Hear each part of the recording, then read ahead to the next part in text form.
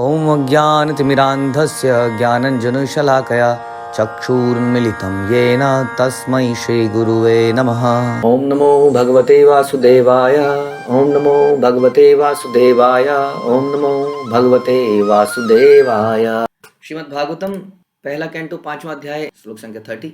तो हम सुन रहे हैं नारद मुनि के बारे में, जो कि अपनी कहानी बता रहे हैं, अपनी जीवन की कहानी। किसको? व्यास देव को बता रहे हैं कि कैसे मैं यहाँ तक पहुंचा। तो वो पिछले श्लोक में बोलते हैं कि मैं उन मुनियों से बड़ा आसक्त था जो मेरे घर में आते थे। हाँ, वो बड़े शुद्ध भक्त थे और मैं उनकी सेवा करता था। सेवा करते करते मेरे अंदर उनसे सुनने की रुचि पैदा हुई। भगवान के विषय में सुनने की मेरी रुचि बढ़ती चली गई। और मैं सुनने में अधिकाधिक इंटरेस्टेड हो गया। मैं इंद्रियों को जीत लिया मैंने। मैं बाकी विषयों से हट गया। मेरा आचरण बड़ा विनम्र था उनके प्रति, और सेवा मैंने करी उनकी, तो मेरे सारा हृदय पाप से छूट गया। मेरी श्रद्धा बड़ी प्रबल थी, इसलिए नारद मुनि ये बन पाए जो वो थे। ज्ञानम गुह्यतम यतत् साक्षात् भगवतोदितम अन्ववोचन गमिष्यन्तः कृपया दीनवत्सलः। दीन जनों पर अत्यंत दयालु उन भक्ति वेदांतों ने जाते समय मुझे उस गुह्यतम विषय का उपदेश दिया जिसका उपदेश स्वयं भगवान देते हैं। ये फायदा है जी। जब हम किसी की सेवा बड़े हृदय से करते हैं तो वो अपने हृदय की गहराइयों के विषय के बारे में हमें बता देता है कि नहीं? जैसे कि अर्जुन जो है द्रोणाचार्य के शिष्य थे, बहुत सारे और भी शिष्य थे, लेकिन अर्जुन ने जो ब्रह्मास्त्रों के बारे में जानकारी ली वो वास्तव में केवल अश्वत्थामा को दी गई थी, क्योंकि वो उनका पुत्र था। लेकिन अर्जुन के व्यवहार से, उनकी सेवा से, उनकी शरणागति से द्रोणाचार्य इतने प्रसन्न हुए कि उन्होंने अर्जुन को वो ज्ञान भी दे दिया जो केवल अपने पुत्र को दिया था। तो गुरु से ऐसा कई बार लोग कहते हैं जी, एक ही क्लास में पढ़ते हुए बच्चे कोई टॉपर बन जाता है, कोई फेल हो जाता है। इसमें केवल गुरु का दोष नहीं है। वास्तव में गुरु का तो दोष क्या, हमारे लेने वाले का दोष है कि वो कितना ले पाया। अक्सर हम जब जाते हैं ऐसे मौक़ों पे तो अपने गुरु से चर्चाएं हमारी क्या होती हैं, ये हो गया, हाँ ये समस्या आ गई, सारी भौतिक समस्याओं के बारे में अक्सर हम चर्चा करते हैं। हमारी परंपरा इतनी दयालु है कि वो भौतिक विषयों के बारे में भी हेल्प करती है। जैसे सनातन गोस्वामी एक एक के पास जाते थे और उनके घर के बारे में पूछते थे, लेकिन वास्तव में हमारा असली उद्देश्य ये होना चाहिए, कैसे मैं इस जन्म कर्म के बंधन से मुक्त हो सकता हूँ, कैसे मैं हम्बल बन सकता हूँ, कैसे मैं टॉलरेशन, फॉरगिवनेस जैसी डिवाइन क्वालिटीज़ को डेवलप कर सकता हूँ। ऐसे बहुत सारे प्रश्न हो सकते हैं, लेकिन अक्सर हमारी दुविधाएं वही समस्याएं जो हम इस संसार में सुलझा रहे थे, वही समस्याएं भी हम अपने आध्यात्मिक गुरु के पास भी लेके आते हैं। अक्सर लेके आ सकते हैं, लेकिन अक्सर जब हमारी हमेशा ही चर्चा अगर वो है तो कुछ समस्या है। तो इन भक्ति वेदांतों ने उनको गुह्यतम विषय में बताया। क्यों बताया? कैसे अर्जुन की तरह अर्जुन ने भी इतने प्रश्न पूछे तो भगवान ने उसको गुह्यतम ज्ञान दिया, भगवत गीता का ज्ञान।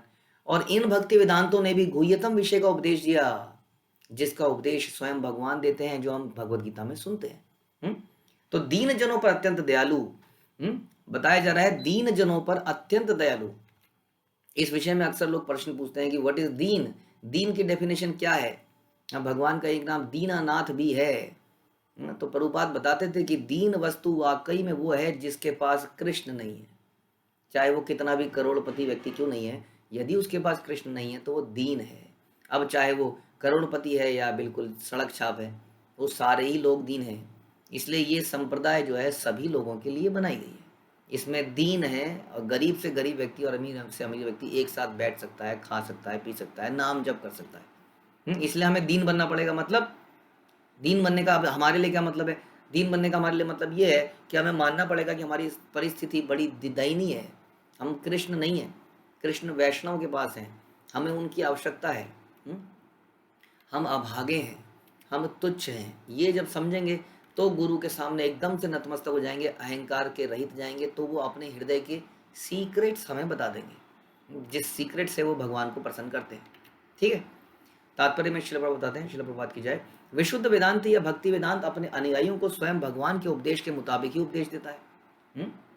यानी कि वो वही बोलता है जो भगवान ने बोला है, एज इट इज। भगवान ने भगवत गीता में तथा अन्य सारे शास्त्रों में निश्चित रूप से उपदेश दिया है कि लोग उन्हीं का अनुगमन करें, उन्हीं का अनुगमन करें, उन्हीं को शरणागति करें। मामेव ये प्रपद्यन्ते मन मना भव मद्भक्तो तथा तथा हम बोलते हैं कि भगवान बोलते हैं कि आप सर्वधर्मान परित्यज्य मामेकम शरणम व्रज। तो हर जगह भगवान बिल्कुल क्लेरिफाई करते हैं कि आप मेरे को ही फॉलो करो। क्यों? नॉट बिकॉज कि भगवान वांट फॉलोअर्स।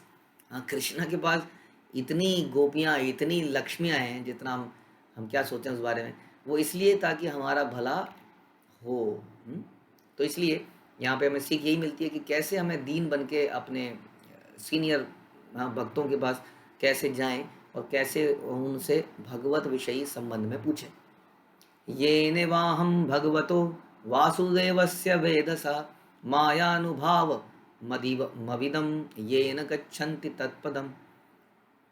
उस गुह्य ज्ञान से मैं संपूर्ण पदार्थों के सृष्टा, पालक तथा संहार करता भगवान श्री कृष्ण की शक्ति का के प्रभाव को ठीक ठीक समझ लिया।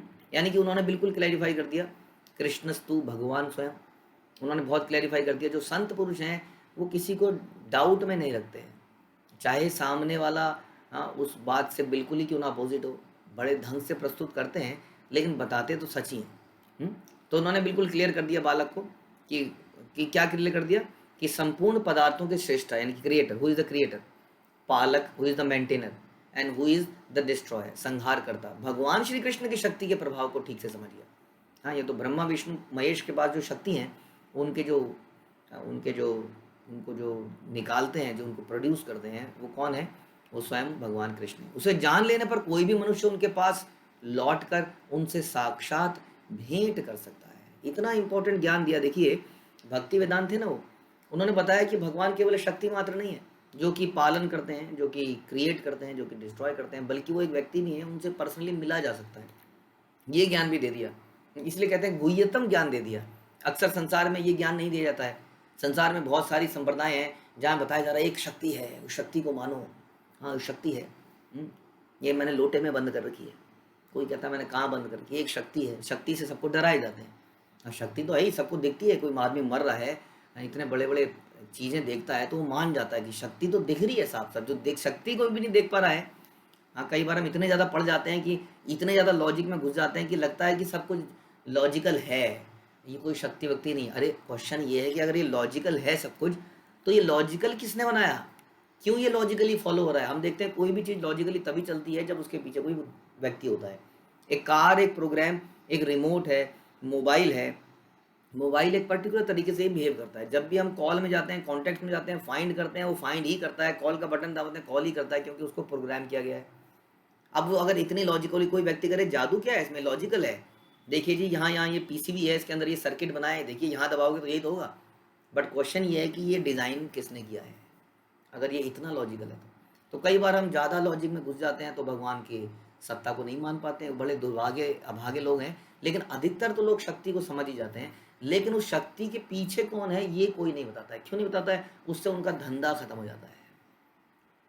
हाँ, क्यों खत्म हो जाता है धंधा?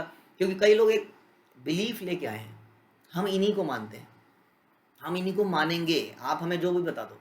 गुरु तो नाम के लिए धारण करते हैं वास्तव में। अगर उसने कुछ ऐसी बात बता दी जो मैं मानता नहीं हूँ, जो मेरे विचारों से भिन्न है, तो हम उसको त्याग कर देते हैं, छोड़ दो इसको। या इस क्लास में अरे ये तो बता रहे कृष्ण ही भगवान है, एग्जिट, अगली बार से नहीं आऊँगा। हाँ, तो ऐसे तो काम नहीं बनेगा, शास्त्रों के हिसाब से बताया जा रहा है। तो ये समस्या है कि हमारी शरणागति नहीं, हम जो मानते आ रहे हैं वही मानना चाहते हैं। इसलिए बाजार में ऐसे लोग हैं जो बोलते हैं ठीक है, हाँ वही है, वही है, वही है। शक्ति तो शक्ति है, शक्ति तो एक ही है, चाहे राम कहो या ये कहो या वो कहो, शक्ति तो एक ही है। तो इस तरह की भ्रांति, लेकिन यहाँ पर भक्ति वेदांत ने उनको ऐसी कोई भ्रांति नहीं दी। उनको साक्षात बता दिया कि creator who is the creator, maintainer and destroyer. Shri Krishna की शक्ति के प्रभाव को ठीक ठीक से समझ गया, जान गया कि मनुष्य उनके पास जाकर उनकी भेंट भी कर सकता है। Is it possible? It is possible. कोई भी मनुष्य भक्तिमय सेवा द्वारा गुह्यतम ज्ञान से, टॉप सीक्रेट ज्ञान से सरलतापूर्वक जान सकता है कि भगवान की विभिन्न शक्तियां किस प्रकार कार्य करती हैं। शक्ति के एक अंश से भौतिक जगत प्रकट होता है। जिस जगत में हम हैं, ये भगवान की शक्ति का एक अंश मात्र है। दूसरे अंश से आध्यात्मिक जगत प्रकट होता है। तो भगवान की शक्तियों को दो रूपों में बांटा गया, आध्यात्मिक शक्ति और भौतिक शक्ति। इन दोनों की मध्यवर्ती शक्ति जीवों को प्रकट करती है, जिसको हम तटस्थ शक्ति कहते हैं, जीव शक्ति। तो तीन शक्ति हो गई, जो उपर्युक्त शक्तियों में से किसी एक की सेवा करती है। या तो वो माया की करेगी, या तो यानी कि इस भौतिक जगत की शक्ति की सेवा करेगी, नहीं तो आध्यात्मिक जगत की शक्ति की सेवा करेगी।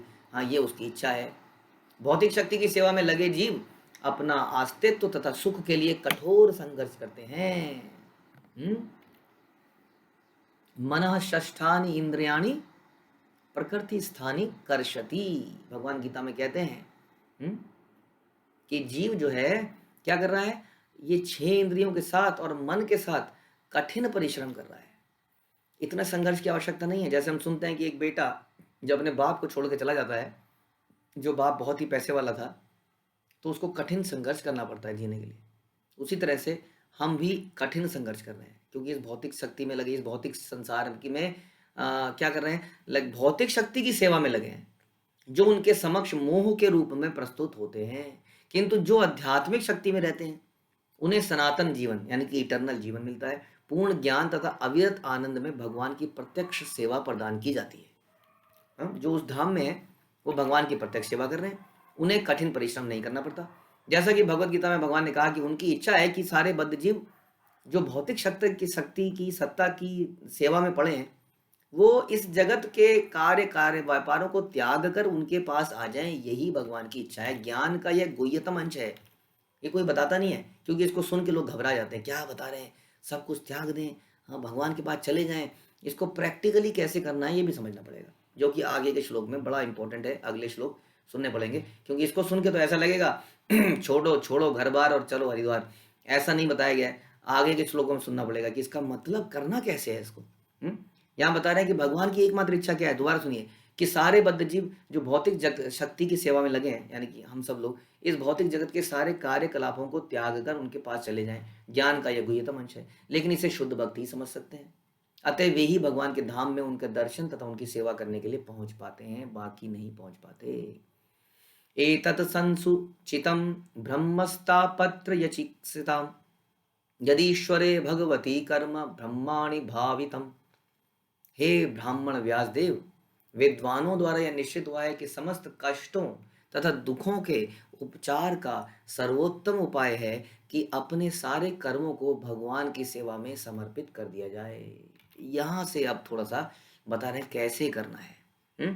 जब बोला गया कि सारे कर्मों को त्याग के भगवान की शरण में चला जाए, यह ज्ञान का गुह्यतम अंश है। इसका अर्थ है सारे कर्मों को त्यागने का मतलब यहाँ बताया गया कि या तो भगवान के लिए कर्म कीजिए totally, which is very difficult. हाँ, क्योंकि हम लोग कई कई काम करते आ रहे हैं। अब पंखा चलाया है तो बंद करने के बाद थोड़ी देर तो घूमेगा ही, वो थोड़ी देर भी हमारे लिए बहुत बड़ा समय हो जाता है। तो उतनी देर क्या करें जितनी देर ये घूम रहा है। हम कुछ कुछ व्यवसायों में लगे हैं, कुछ कुछ नौकरियां, घर परिवार, तो उतनी देर के लिए बता रहे हैं कि अपने कर्मों को भगवान की सेवा में समर्पित कर दें, यानी कि जो कर्म करने का पर्पस उसको चेंज करें। प्रभात कहते हैं कि मूर्ख लोगों ने अपने क्षुद्र मस्तिष्कों के बल पर शरीर तथा मन के से संबंधित और अन्य जीवों के संदर्भ में प्राकृतिक विपदाओं से बचने के लिए कई उपाय निकाले हैं। 3 प्रकार के कष्टों को दूर करने के लिए कई उपाय निकालते रहते हैं। यानी कि इस संसार में जो भी कष्ट होते रहते हैं, जैसे ये इंजेक्शन बना, ये वैक्सीनेशन, इसके बाद ये वैक्सीनेशन, उसके बाद ये भूकंप से बचने के लिए, फिर साइक्लोन से बचने के लिए, फिर गर्मी, फिर सर्दी, फिर बहुत सारे कलेश, ट्रैफिक एंड ऑल। तो इन सब से बचने के लिए उपचार निकालते रहते हैं। सारा संसार इन कष्टों से उभरने के लिए कठिन संघर्ष कर रहा है, किंतु लोग ये नहीं जानते कि भगवान की अनुमति के बिना किसी योजना से, किसी उपचार विधि से नहीं किया जा सकता। इसको यदि करना है तो एक ही तरीका है। यहाँ बता रहे हैं कि समस्त दुखों का उपचार क्या है इस श्लोक में, कि अपने सारे कर्मों को भगवान की सेवा में करो, नहीं तो ये दुखों से हम दूर नहीं हो पाएंगे, बिल्कुल नहीं हो पाएंगे। क्योंकि भगवान गीता में कहते हैं कि दुख आलयम शाश्वतम। Definition of this world is that it is दुख का आलय है, जैसे हिम का आलय हिमालय, पुस्तक का आलय पुस्तकालय, दुख का आलय दुखालय, ये संसार। तो जब संसार का डिजाइन ही ऐसा किया गया है, तो इसमें इस तरह जैसे कि क्विक सैंड होती है, दलदल होती है, दलदल में बहुत ज्यादा हाथ पैर मारेंगे तो आदमी और ज्यादा नीचे धंस जाता है। तो हमें समझना पड़ेगा कैसे यहाँ से बाहर निकलना है। अंततः सर्वोत्तम बात तो यह होगी कि समस्त भौतिक कार्यों से छुटकारा पाकर अपने आप को भगवान की सेवा में लगाया जाए, यानी कि भगवान की लीलाओं के श्रवण में लगाया जाए। प्रभात करें, सर्वोत्तम काम तो यह है कि पूरा समय भगवान की दिव्य लीलाओं को सुना जाए। लेकिन ऐसा अवसर प्राप्त ना होने पर मनुष्य को चाहिए कि वह जिन जिन वस्तुओं के प्रति आकर्षित है उन्हें भगवान की सेवा में लगाने का प्रयास करें। शांति तथा संपन्नता का यही मार्ग है। यदि हमें शांति, संपन्नता, सुख चाहिए जीवन में, तो क्या करें? भगवान का श्रवण करें पूरे दिन। बट अगर ये पॉसिबल नहीं है, बिकॉज ऑफ क्या तो अवेलेबल नहीं है या मेरी ऐसी क्षमता नहीं है, मैं इतना फंसा हुआ हूँ, तो क्या करें? तो जिन जिन चीज़ों के प्रति हमें आकर्षण है उसको भगवान की सेवा में लगा दें। किन किन चीज़ों से हमें आकर्षण है? सबसे पहले तो हमें अपने शरीर से ही आकर्षण है, तो इस शरीर को भगवान की सेवा में लगा दें। फिर अपने घर से आकर्षण है, बच्चों से, बीवी बच्चों से आकर्षण है, तो सबको भगवान के नाम लेने के लिए आइए जी, आइए, बच्चों को नाम में लगाइए, बच्चों को भी क्लास में बिठाइए, पत्नी को भी सेवा में लगाइए भगवान की। हाँ, क्या करना है? श्रवण कीर्तनम विष्णु स्मरणम, भगवान के लिए सुनिए, भगवान के लिए गाइए, भगवान के लिए खाइए, अपने हर कार्य को भगवान के लिए कीजिए। हाँ, अपने घर में सत्संग कीजिए, जब भी खुलेगा मामला, तब तक नहीं खुलेगा तो किसी और तरीके से मदद कीजिए, अपने धन से, वचन से, कर्म से, हर तरीके से, मन से, हाँ, भगवान की सेवा में मदद कीजिए। तो क्योंकि इन्हीं चीज़ों से हमें आकर्षण है। जब इन्हीं चीज़ों का, अभी अगला श्लोक भी आएगा, धीरे धीरे हम सुनेंगे कि कैसे कोई संसार की कोई वस्तु होती है, उसको उसी वस्तु से, उसी के किसी रूपांतरण से उसका इलाज होता है। क्योंकि हमारा रोग क्या है? ध्यान से सुनिए, हमारा रोग है कि हमें इन चीज़ों से आसक्ति है। तो हमारा इलाज क्या होगा? इन्हीं चीज़ों से हमारा इलाज भी होगा। जैसे कि दूध जो है, दूध कई बार बीमार होता है, दूध पीने से अपच हो जाता है, तो दही पीने से ठीक हो जाता है। तो दूध का ही एक डिफरेंट वैरायटी बनाई जाती है, जैसा अगले श्लोक में बताया गया। आमयो यश्च भूतानां जायते येन सुव्रतः तदैव रामयम द्रव्यम नापुनाति चिकित्सकम।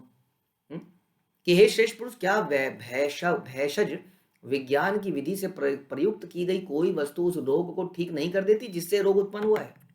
जैसे हम कहते हैं कि सांप अगर डस लेता है तो सांप के जहर से ही उसको काटा जाता है, ये बता रहे हैं। इसी प्रकार भौतिक जगत के जो ये दुख हैं, इनको दूर नहीं किया जा सकता। ऐसे कार्यों को आध्यात्मिक बनाने की आवश्यकता है, यानी कि वही कार्य आप करते ही रहेंगे, क्योंकि हमारी हैबिट पड़ चुकी है करने की। हम जाएंगे, हम खाना बनाएंगे ही, हाँ, हम जाएंगे ही, मोबाइल खोलेंगे ही, मोबाइल खोलने की हमारी आदत है, यूट्यूब में जाने की हमारी आदत है।